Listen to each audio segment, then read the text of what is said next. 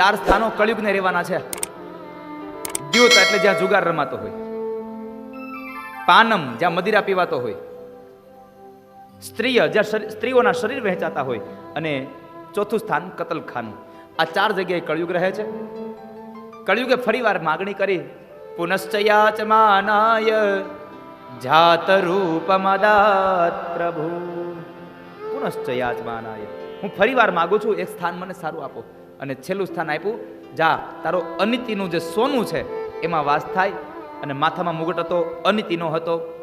જરાસંઘનો મુગટ હતો.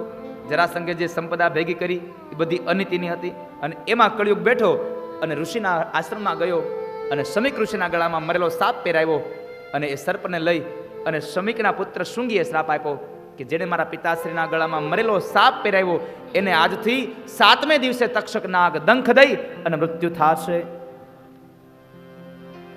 તક્ષક નાગ મૃત્યુ દેશે ને એ કથા બતાવી. પરીક્ષિતને શાપ મળ્યો. એ સમાચાર સાંભળ્યા. પરીક્ષિતને ખબર પડી. જ્યારે ઘરે આવ્યો અને મુગટ ઉતાર્યો, મતિ ભ્રમ થઈ, સમજાઈ ગયું કે મારાથી ભૂલ થઈ ગઈ. અને શાપની સમાચાર મળ્યા. પોતાના ઉત્તરાધિકારી જન્મેજયને રાજગાદી સોંપી દઈ અને પોતે ગંગાના કિનારે ગયા છે ભાગવતને સાંભળવા માટે. કારણ કે શમિક ઋષિએ કીધું કે તમે ભાગવતને સાંભળો. ભાગવતને સાંભળવા ગયા. કોઈ એને ભાગવત સાંભળવા માટે સંભળાવવા આવ્યું નહીં. ત્યારે દેવર્ષિ નારદ સ્વયં સુખદેવજી મહારાજને લઈને આવ્યા. અને સુખદેવજી મહારાજ એને ભાગવત કહેવા તૈયાર થયા. અને સુખદેવજીને પહેલો પ્રશ્ન રાજા પરીક્ષિતે કહ્યો, બાપજી, જેનું મૃત્યુ નજીક હોય એને શું કરવું જોઈએ? જેનું મરણ નજીક આવે એને શું કરવું જોઈએ? પહેલા સ્કંદના અંતમાં પ્રશ્ન કર્યો અને બીજા સ્કંદમાં રાજા પરીક્ષિતને જવાબ આપતા સુખદેવજી મહારાજ બોલ્યા છે, શ્રી શુક ઉવાચ વરિયાને શતે પ્રશ્ન કૃતો લોકહિતં નૃપ આત્મવિત સંમતઃ પુંસાં શ્રોતવ્યાદિષૂય પરઃ. શ્રોતવ્યાદિષૂય પરઃ. રાજા, તારો પ્રશ્ન સર્વશ્રેષ્ઠ છે. તારો પ્રશ્ન તારા એક માટે નહીં, બધા માટે છે. જેનું મૃત્યુ નજીક આવે એને ભગવાનનું ભજન કરવું જોઈએ. બીજા ઘણા શ્રોતાઓ હતા, એને કહ્યું કે મહારાજ, પરીક્ષિતને ખબર છે કે આજથી 7મે દિવસે છે, પણ જેને ખબર નથી એનું શું? આને તો ખબર છે કે નજીક આવ્યું છે. સુખદેવજી મહારાજ કહે છે કે પરીક્ષિતની આવરદા 7 દિવસની બંધાઈ ગઈ છે.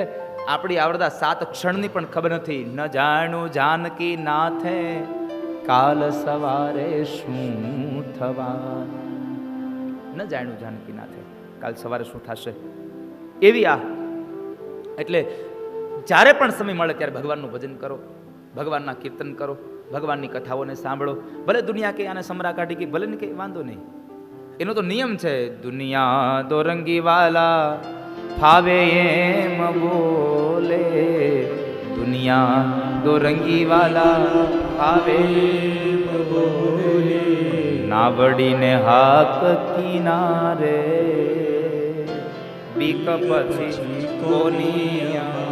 તારી નાવને તું કિનારે આખ, પછી તારે કોની બીક છે? આ તો દુનિયા છે, બોલશે. તું સારું કામ કરીશ તો એમ કે છે હવે એ સાંભળો ને. મારે ઘણી મોટી મોટી કથાઓ થાય ને કૌશિકભાઈ, એટલે લોકો એમ કે એ તો 2 નંબરના પૈસા હોય ને એટલે કથાઓ થાય આવડી, નકર થાય કથા આવડી લ્યો. પછી હું એને મસ્ત જવાબ આપી દઉં કે 2 નંબર વાળા ભાગવતની કથા કરે છે, 1 નંબર વાળા સત્યનારાયણની તો કરો. સીધી વાત. તમે 2 નંબરના ભલે ભાગવત કરે, પણ તમે 1 નંબર વાળા સત્યનારાયણની તો કરો. તમને ઈ યાદ નહીં હોય તમારી ઘરે કેદી સત્યનારાયણની કથા થઈ. આપણે બીજાના દોષ જોતા હોઈએ. દુનિયા દો રંગી વાલા ફાવે એમ બોલે, દુનિયા આ તો દુનિયા છે, બોલ્યા કરશે, બોલવા દો. મેં હમણાં કહ્યું, નિંદંતુ નીતિ નિપુણા યદિ વાસ્તુવંતુ. તમારી નિંદા કરતો હોય ભલે અને તમારી સ્તુતિ કરતો હોય ભલે, તમે સ્થિર રહો. તમે એનું મગજમાં ન લ્યો. તો ઘણું આવું આવે. ઘણા લોકો આપણા હોય, આપણું સારું બોલતા હોય, સારું બોલે તો આપણે આમ ઉપર ન વી જવું, અને ખરાબ બોલે તો આપણે દુઃખી ન થવું. આપણે સ્થિર રહેવું, આપણે આપણી જગ્યાએ રહેવું. દુનિયા એનું કામ કરે. અને જો એક વાત યાદ રાખજો, કૂતરાનો સ્વભાવ હોય ભસવાનો. કૂતરાનો સ્વભાવ ભસવાનો હોય. તમે નીકળો, તમે આમ હાલા જતા હો અને તમને ભસે નહીં તો તમારી ગતિ વધે. એ તો ભસે એટલે આપણે એને મુઠ્ઠી વાળે.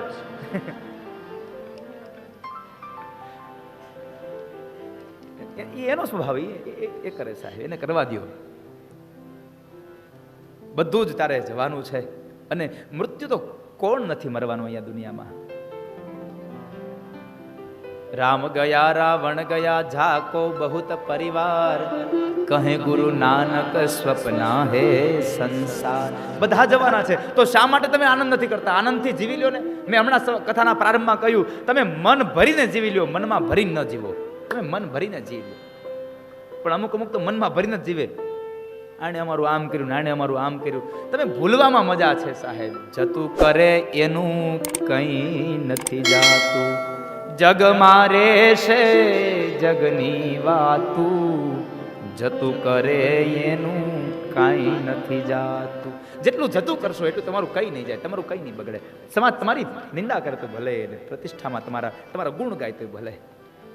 રાજા મૃત્યુ નજીક આવે એને ઈશ્વરનું યજન કરવું, અને મરણ આવે એટલે તમે ભગવાનને ભજજો, કારણ કે ક્યારે વયા જશું કોને ખબર છે. મારું એક સુંદર પદ છે, તમે જો કથા કીર્તનની બુકમાં હશે. કોણ જાણી શકે કાળને રે, સવારે કાલે કેવું થશે. કોણ જાણી શકે કાળને, કાલ સવારે કેવું થશે. પુષ્ટિ સંપ્રદાયનું ગીત મેં ગઈકાલે ગાયું. આજનો લાવો લીજીએ ભાઈ, કાલનું કાચું હોય જો, સત્સંગમાંથી રજા લઈને સૌને જય શ્રી. એટલે કાલનું કાચું છે, કાલ સવારે શું થાય કોને ખબર. હવે કોઈને ખબર છે કાલ કથામાં તમે આવશો પાછા? તમે આજે આવ્યા છો એ નક્કી છે, પણ કાલ આવશો એનો તમે દાવો નહીં કરી શકો હું કાલ આવીશ જ એમ. ક્યારે પૂરું થઈ જાય કોને ખબર. આ કાયામાંથી હંસલો રે, ઓ ચિંતાનો ઉડી જશે. આ કાયામાંથી હંસલો રે, ઓ ચિંતાનો ઉડી જશે. અને ઉડી જાય ત્યારે થશે હું. તારા મોટા મોટા બંગલા રે, મોટર ને ગાડી વાડી, તારા મોટા મોટા બંગલા રે, મોટર ને ગાડી વાડી, એ બધી માયા મૂડી મેલીને ખાલી હાથે જાવું પડશે.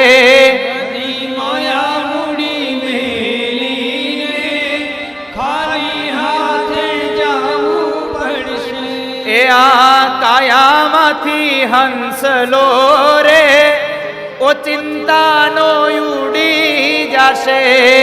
આ કાયામાંથી હંસલો રે, ઓ ચિંતાનો ઉડી જશે.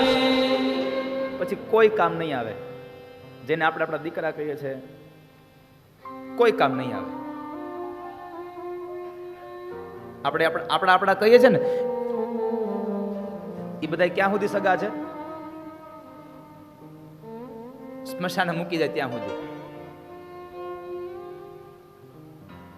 સગા સગા સૌ શું કરો, સગા બાળી પાછા વળ્યા. જેને આપણે આપણા કહીએ છીએ ને, એ આપણને બાળવા વાળા છે. બાળનારા દુનિયામાં વધ્યા છે, હારે બળનારા કોઈ રહ્યા નથી.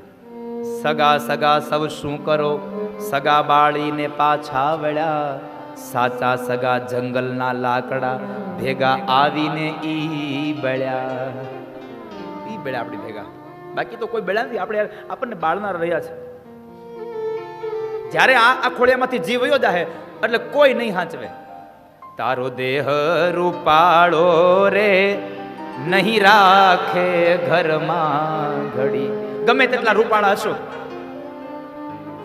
ઘરમાં કોઈ રાખશે નહીં કે મારા બાપુજી મને બહુ વાલા હતા, ભલે બેદી રહ્યા. મારી પત્ની મને બહુ વાલી હતી, ભલે બેદી રહી. હવારમાં પત્યું, બપોરે પૂરું. બપોરે ગુજરી ગયા, રોંઢે પૂરું. દી આચમે ગુજરે ને તો કે એ થોડોક દી છે, હાલો રાત નો રખાય. ઉપાડો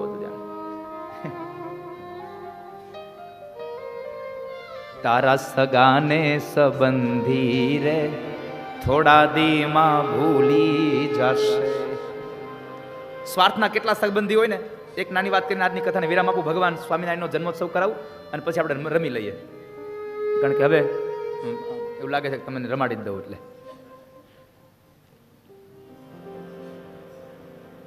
સ્વાર્થના કેટલા સંબંધીઓ